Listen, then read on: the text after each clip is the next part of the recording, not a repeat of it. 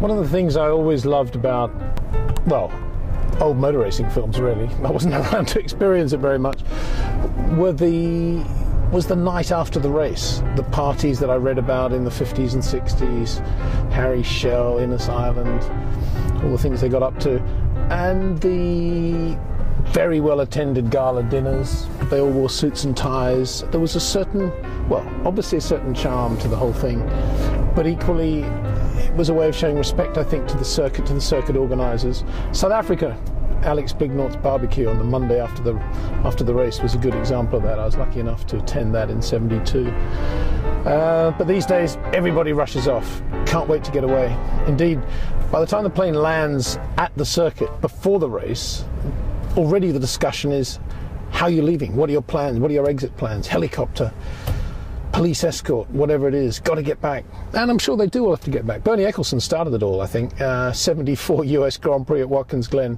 His team's first, that's the automatic start-stop thing on this Fiat 500. Lovely little car, saving lots of energy.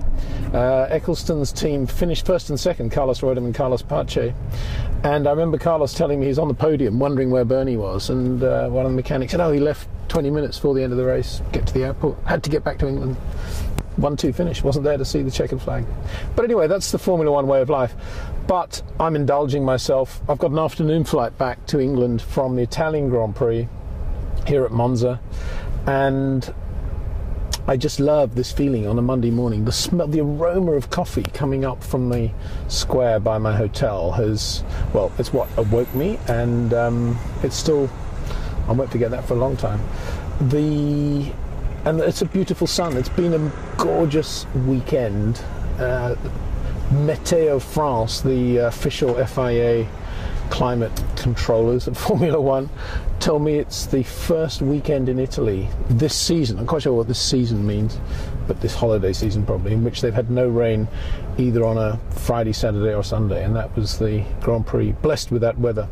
But what I'm going to do now is drive back to the track, because I just want to see and touch and feel a little bit of what Monza's like without all the extravagance that comes with Formula One, and just to see what's going on there. I love that scene. I know you're predicting what I'm going to say already, but I love that scene at the end of Grand Prix when James Garner walks back to the track, or goes back to the track, and the closing scene of the film indeed is James Garner walking back, litter blowing everywhere.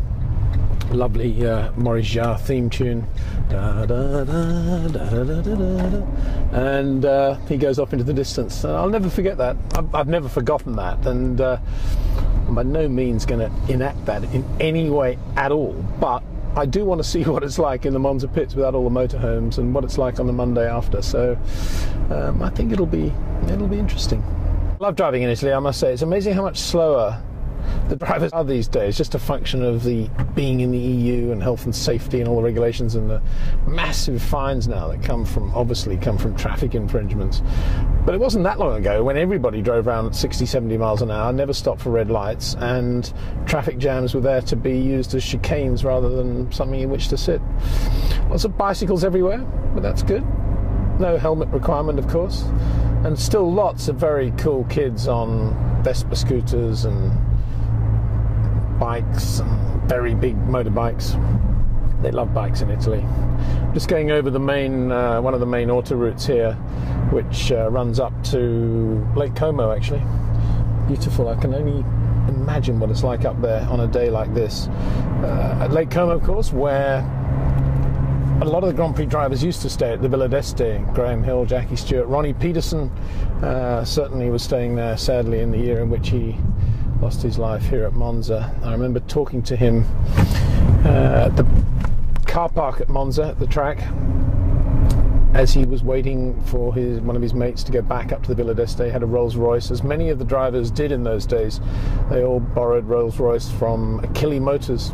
Ronnie had his, and I remember chatting to him. He was actually sitting in the trunk of his Rolls Royce with his knees up under his chin, and he was just talking about how much he was looking forward to 1979. He'd just signed to drive for McLaren, and about the new ground effect McLaren, which was going to make Concorde look like a London bus. That was the phrase that everybody was throwing around at the time.